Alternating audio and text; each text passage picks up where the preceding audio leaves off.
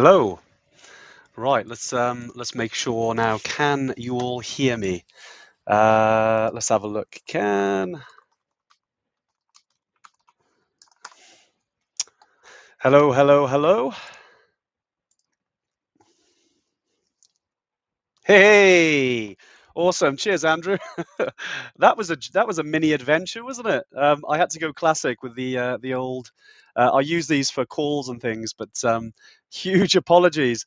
So I didn't realize that you guys were listening to me for about 2 or 3 minutes, and obviously you had no audio. Great stuff. Richard Starkey on Instagram as well. Great stuff. Well, guys, well look, I'll go back to the beginning then because clearly I was just talking to myself. But yeah, today. And thanks to everyone for joining us as well. Just apologies on behalf of. Uh, oh, just checking that we're good. Yeah, we're back. Thanks, guys. Keep your noise down. It's always funny when you're on your own and you're trying to resolve it when you're live because it's live, right? You got to just sort it out when you're live. But apologies on behalf of Dave. He couldn't make it today. He is joining us tonight where we're doing a. Sorry, I'm gonna hide this. Yeah, where we're doing the Couch to Tube Cal tonight. So thanks very much for letting me know and being part of that journey as well to try and connect the tech. How difficult do we think that is? Yeah, just wanted to say hello to everyone. I know people are on Facebook, Instagram, and YouTube today, which is awesome. Yeah, what I said at the beginning was basically today we wanted to give a bit more airtime to some of our shorter trips. As you know, we've launched a few trips like TubeCal and Mount Olympus, around the world, which is awesome. But we wanted to also offer some shorter adventures here in the UK as well. And I know we've got a lot of Evertrekkers around the world, not just in the UK. So it's probably not too relevant to people who live, like in the US, for instance, Australia, New Zealand, even Europe. But if you are in the UK, this month we've launched 4 new trips. So I just wanted to give some airtime to those 4 trips, as well as obviously some of the other shorter trips that we've got as well. So any questions about any of the shorter trips, do drop in. Stuart, here we go. Oh, but I knew he'd put some nice things in. Hi Andy, just got back last night. Fantastic tube car weekender. What an experience! Thank you so much for the flask. No worries. It's good, isn't it? Those Yeti flasks are really good. Um, yeah, they're definitely tough, and I know it's challenging. I know the weather out in Tubcal has been challenging. Some of our team were out there in February, and unfortunately couldn't summit Tubcal because of the wind. Because it was just too crazy. Because obviously, mountainous regions like the Atlas Mountains, it can be crazy any time of the year. But Stuart, thanks so much for choosing us and coming with us again.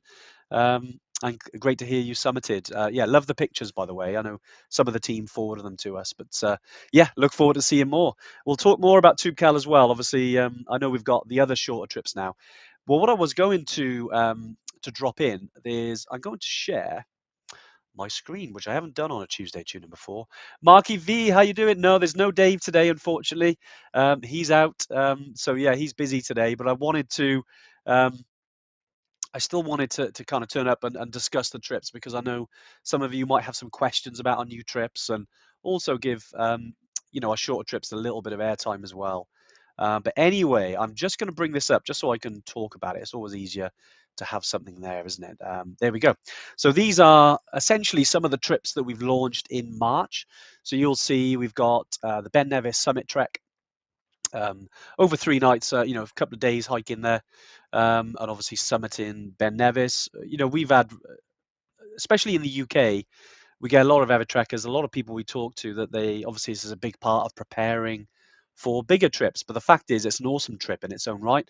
For anyone that's been to Scotland and been in Fort William and Glen Nevis and obviously taken on Ben Nevis, it's a fantastic peak. It's not easy because where you start is pretty much sea level, so you've got almost 1,300 meters there of obviously, this is via the classic route. I know you've got like the CMD route, as Andrew mentioned there, which is a fantastic route. I've not done it myself. Dave has. He says it's fantastic. I'd love to do it in winter, which is obviously a bit different. But yeah, these are some of the summit trips. Then we've got Mount Snowdon or Ariri as well, or Oitha, as it's called in Wales. Yeah, so we wanted to put together a little itinerary for that. We've also got a couple of others as well. Now, for some of you that have spent time hiking in Wales, you would have seen Cadair Idris or heard about Cadair Idris. It's a fantastic peak. I think it doesn't get um, the Miniford Path, which I've climbed Cadair Idris many times, but it's actually a really cool area and not visited that much. So it's not as busy as say Snowdon or Ben Nevis, if you like, but it's a fantastic peak and can be quite challenging.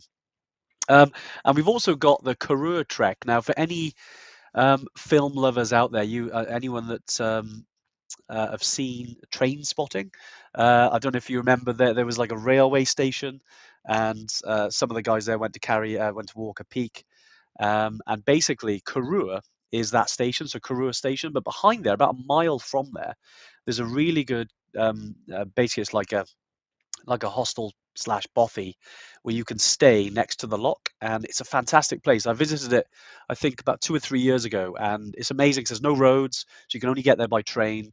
So we wanted to put together to take on a couple of Monroes around there. It's a cracking weekend. So again, one of the kind of weekend trips, if you like, because one thing, obviously, Evertrek, and I'll stop sharing now, but just wanted to give you a little bit of information about that. Obviously, we've got our Olympus weekender, we've got our Tubcal, we've got a longer Tubcal, and we've also got some of our training weekends. Um, Lady Jewel on Instagram, where can we see these? Yes, if you do go to our website, I will drop it in just so you've got this there for you. I'll drop it in the comments. There we go. So you've got it in the comments there, and I will stop sharing. So you can see me again. There we go. I'll pop it in the link as well, guys, because you'll be able to have a look. I know that's posted on Instagram and YouTube and Facebook, so you can go and have a look at those trips. A lot of our short trips on there. If you do go on to our little search, so on our website you've got a little search icon. If you click that and just put UK or put 4 days as the length of time, you'll see all of our short trips. I think now we've got so I'm literally going to the websites now. We've got 1, 2, 3, 4, 5, 6, 7. Yeah, we've got like almost 8 or 9 shorter trips now. So, yeah, it's good to see that we've got some weekend trips, because a big thing, certainly for me, is maximizing our weekends. Right? I know we do a lot of the epics, do a lot of the big trips, which is obviously amazing and a big part of the Evertrek world and the Evertrek community. Um, but adventure doesn't always mean you have to spend 2 or 3 weeks away. You can do it on a weekend. You can do it over a weekend, and still get some awesome summits and some awesome experiences as well in just a few days. So our thinking around this, the team is creating more of the shorter trips, that you can have adventures more locally, as well as obviously then planning some of those epics abroad, like the EBC, Killies, Machu Picchu's, etc. Which are fantastic trips, obviously, and a big part of why Evertrek's here. But we understand, we thought, we had some feedback, and thanks to everyone as well. We've done some recent surveys from people around, certainly people not having the annual leave or having the cash to kind of go on, say, 2 or 3 big trips a year, where they wanted something that was a little bit closer to home. So we wanted to kind of bring at least some of those weekender trips that you can do a couple of those in a year, and try and mix in a big trip as well. And hopefully this is the start of a lot more shorter trips for us, because certainly for me, I try and make the most of the weekends. I, not to go too deep into this, and sometimes this is a sobering thought, but I certainly motivate you, as I always think, okay, if I live to, I don't know, 75, 80, be pretty happy with that, with the life I've had. But all right, I worked out, I think if I live to 80 in total, that's about 4,174 weekends, right? So I'm thinking, okay, I'm over half of that now. So I'm thinking, okay, if I got 2,000 weekends left, let's make every weekend count. And I know that's deep. I know that's like, I know there's some people who have got more weekends than others left, but what it does mean is that we can maximize these weekends. We can make the most of it. And sometimes just the start of doing something is the hardest thing, just to get up, go out, or get up and actually go to a place. You don't have to drive 3 or 4 hours or plan it or pack for it. So sometimes, when you've got these little things, these little reminders, that we've only got a finite amount of time, then let's get out there, let's do it.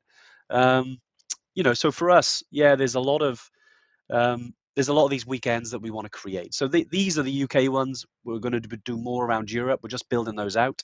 So yeah, I know some of you have put other requests in.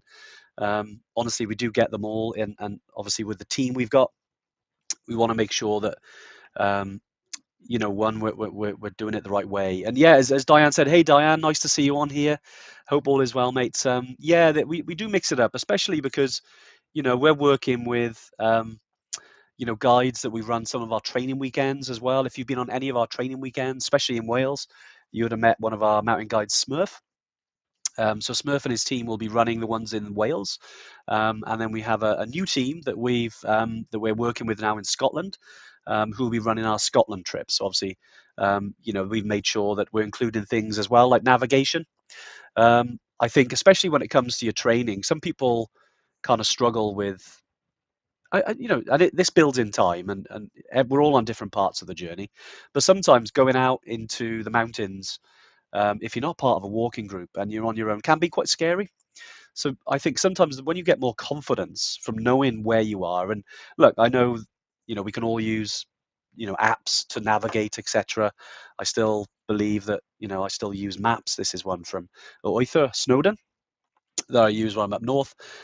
But it's important that from a navigating point of view, that it gives you confidence then that you can go on one of these weekend trips, learn a little bit about navigation, that it can give you some confidence to go out and do things on your own then safely.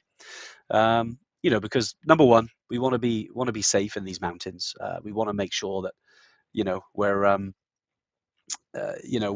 obviously behaving responsibly in the environment, so we don't have to get anyone in there to rescue us and do that kind of stuff. So yeah, it's we want to not kind of, I suppose the way I don't want to be guilty of underestimating mountains. So I think if we can include some fun, some navigation with a summit like Ben Nevis or Snowdon, fantastic. You can get out there, do some more training then for the bigger adventures. So yeah, just to go through the trips then. So obviously we're starting Ben Nevis first, and I may as well bring it up on the screen because it's always good to talk about it, especially because it's just me today.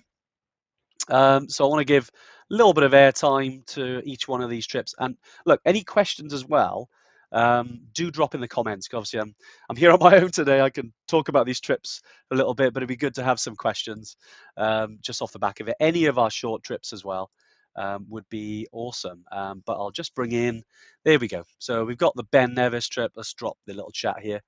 So essentially, this is over. You'll see the map there, but you'll see the kind of the day by day, if you like. The little bit of preparation. Obviously, we got the summit, and actually, we do one thing we've introduced. We've hooked up with a really good contact in Fort William, actually, just to do some yoga and stretching after making the summit. I know some of you are thinking, "Ow," and yeah, you think of doing yoga after getting beasted the day before, but it's actually a really good part of recovery to do some stretching. If you want to do some cold dips, I know a lot of Evertrekkers do cold water therapy now. There's plenty of streams or locks or places that you can go and go for a little dip as well over that weekend. But no, quite excited about Ben Nevis actually, about running this. We obviously got the summits there. We do have some um, options when it comes to the summit, because there's more than one way to obviously summit Ben Nevis, but the fact is that most of the time we'll be aiming for the classic route, depending on the weather, depending on the experience in the group, but it's we want to learn things about pacing, almost being aware on mountains. It's, if any of you have ever summited Ben Nevis, you'll know already that obviously you start off, most itineraries start off at the visitor center, and then obviously then finish at the summit and then back straight down then to the waterfall car park. If any of you have been that way before. So that's Ben Nevis. Just wanted to give a little bit of information on there. You can obviously go to, I'll drop this in the comments actually, if anyone wants to. There's Diane. I always do yoga in the evenings whilst on a trek. So you're so good, Diane. If everyone did that, it's hard work sometimes. I'll drop it there anyway. Right, let's move on to one of the others then. Let's go to Snowdonia here. Sorry, that's the wrong one, isn't it? Snowdon Summit Trek. Cool. Right, let's drop this down. So hopefully you can still see this, by the way. I know I haven't shared screen on Tuesday Tuning before, but hopefully this comes through. This is, again, this is where, especially with Snowdon or Oither, is that basically we obviously you've got the summit of Snowdon as well, but you do get some extra time for navigation, a little bit of training as well from Smurth and the team. As Diane's mentioned there, Smurth and Dewi, two members of the team. We also use Daviv as well, but Smurth leads that team for us. He's been doing that for the last 4 years, I think, 5 years. It's gone so fast now, but since COVID. But yeah, it's fantastic. We do use the two. We do stay near Llanberis. If any of you have been to Llanberis, lovely little village, just at the base of Snowdon. Yeah, really good cafes there. Really good place just to hang out and experience. You've got the lake. You've got some of the old quarries as well, which are epic. If any of you are into Game of Thrones or House of the Dragon, they are filmed there, so it's quite cool. But anyway, Snowdon Summit with Smurf, with the team. So yeah, great trip. This is, I will give Karoo a little bit of time because spent a bit of time here a few years ago, and absolutely fantastic little area, rarely visited. And it's good. Since we've launched this has become quite popular. We've had a few people jump on it already earlier on, because you do take in a couple of Monroes. You do stay where this picture is here, the top picture. It's kind of out of the shot, but you can see a little kind of hostel slash bothy that you can stay in. It's all self-contained. It's really nice, really popular. But this is actually a fantastic trip. And you stay near the lock there. There's no roads here, so you have to walk. You get the train in. So basically, if you near Loch Lomond, you can park there and get the train, and you get off at Karua Station. Where Karua Station is where, if you ever watch Train Spotting, that's where they filmed that scene. So if you've got it in your mind, so you get off there, and then you walk about a mile to the actual accommodation, where you stay then for a few nights. But this is brilliant area. You've got a lot of options, a lot of different Monroes there, depending on weather, depending on conditions, and you can go swimming in the loch as well, which is also fun. And then, last but not least, just talking about Cadair Idris, or Idris's chair. So Cadair is chair in Welsh. Again, fantastic little trip, and one that I've climbed many times. Again with Smurf and the team, and again something that we wanted to kind of do over over a long weekend with a little bit of navigation training, doing the circular route as well, because you've got the other mini peaks around it as well. But Cadair Idris is like this massif, if you like, and you've got there's multiple routes. You can go up the Miniford Path, which is like Stepageddon. There's a lot of steps. But basically, you've got the classic route then that goes up around this kind of horseshoe to the summit and then back down. So really great route, actually. And it's not easy. It's not easy. It's a really good trip. So yeah, just wanted to give you a little bit of information. I should come back. Bear with me a second. Got the snivels again today. Let's have a look. Diane, CMD Arret is an awesome route. You did it last May. A fantastic route, Diane. Yeah, cheers, Andrew. Smurf's a great guy, very knowledgeable. He has a great sense of humor. Yeah, he's been running a lot of our winter skills weekends up in Scotland, actually, over the last few months. Because you've probably seen on social media and even the news when it was bad, but in Scotland there's been a lot of snow, especially in the Cairngorms. A lot of snow. It's been fantastic. But again, it's you can almost see, especially we get a lot of snow, and then there's like a thaw, and it's crazy looking at they look like waterfalls coming down off the mountains, but it's just almost like snowfalls, like mini avalanches. So it's some of the things that Smurf talks about, and any mountain guide you do any skills with, obviously important, looking after yourself, being avalanche aware as well, just making sure that you go to the right places and you avoid certain areas if there's risks. Because on our bigger trips, like Everest Base Camp, Kilimanjaro, Machu Picchu, all the other trips, we talk about managed risk and unmanaged risk, and obviously there's things that you can control, that are in your control, like where you go, what equipment you can carry, looking at the weather, all those different things, especially the environmental things that you can look at before you even step on there. That you make those decisions. You make sure someone knows where you're going. You make sure you've got the ability to navigate, and you're prepared for whatever's in front of you. So you can control those things, but obviously there are things that you can't control. Rock falls, avalanche, things that, okay, you might be able to avoid if you don't go, because people know generally where those things happen, but you know, it's the mountains. Things do happen, but that's why these weekends are great, because you can do a lot of the learn a lot of the knowledge, um, almost time as well, like immersion. I heard someone say years ago, the best way to learn is through immersion, and immersing yourself in an environment where you familiarize yourself. And I do believe in that. Like, like for instance, you haven't worn crampons before, or you haven't done a lot of winter mountaineering, for example, or winter hiking. It's going to be strange. It could be a little bit scary, but as soon as you do a couple of days, and you learn a few skills like you do on some of these weekends, it opens up a whole world for you. Because again, you're immersing yourself in that environment. If it becomes familiar, and when things are familiar, you don't have to think about them, which means you can enjoy yourself. Um, Certainly, we found that helps, especially when you're going onto these big trips. Like we've talked before, haven't we, around if you're climbing Kili, why don't you do a night hike? Because you're going to be summiting the night on Kili. So again, it's familiarizing yourself with those type of things.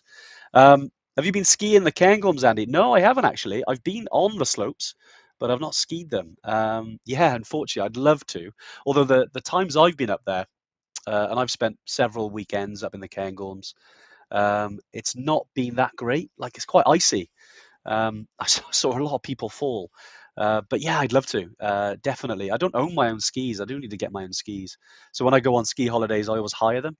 Yeah, whereas Dave owns his. Typical with Dave, he's been skiing for 5 minutes. He buys all the gear, so he's got all his stuff. But yeah, he's enjoying it. But no, I've had some friends do skiing there and board, some boarders there, and it looks fantastic, albeit not always guaranteed, right? Because the Cairngorms. But yeah, if you look at the last kind of 2 or 3 months, it's been amazing out there. Been absolutely amazing. Um, so yeah, I know today was going to be a short one anyway, but any questions? Because I've got a couple more minutes. Um, do drop in the comments. One thing I will drop in that I will bring in. Where is it? There we go. So this, you might have seen this on the website, guys, but if in the next, I think it's another 5-6 days left, because we're launching these 4 new trips, if you did want to book onto any of those 4, you just use that code and you get £200 off the launch price, if you book into the trips this year. Okay, so if you go onto the website, have a little look, put that short 200 code in, and you'll be able to get a little launch offer. So I wanted to throw that out there, guys. I don't know if you've seen it. I know some of the emails we've been sending out or putting on socials, but I wanted to just drop that in, just if any of you did want to jump on these UK weekends. Great stuff. Well, just going through the comments to see if there's any Lee Wyatt. I'd love a Mont Blanc summit trip. I know, Lee. It's definitely there. It's unfortunately, as you can imagine, we've got a lot of trips that are on the vine, if you like. But we will. Mont Blanc certainly, something we want to get involved in. I mean, as you can imagine, we have more of the trekking side of things, especially when it comes to Mont Blanc, because obviously you've got the Tour de Mont Blanc. We might be doing some shorter trips there, whereas the summit is obviously a different beast altogether. So there's not as many people want to do Mont Blanc, but I'm sure we'll definitely be looking at that area again. We are doing a lot more in Europe. I was over in Berlin last week actually, with Dave, and met some really good teams from some countries we don't run trips in, and yeah, so we got some ideas there as well. around some trips that we'd like to put to the Evertrekker community. But hopefully in the next kind of 3 to 6 months. Andy, sorry, Stuart, National Outdoor Expo. Yeah, that's next week, isn't it? It's crazy. Couple of weeks. What is it? It's on the 21st and 22nd. That's a good point, actually, Stuart. Anyone that is around Birmingham and the NEC in that time, Evertrek is there. I'll be there with a couple of the team in a couple of weeks. So yeah, it'd be good to see some familiar faces there. Yeah, because we'll be back. I think we're heading up the Friday, but obviously it's across the 2 days. We've been there the last 2 years. Fantastic event. Lots of good outdoor brands. Obviously, we're there, so you should come.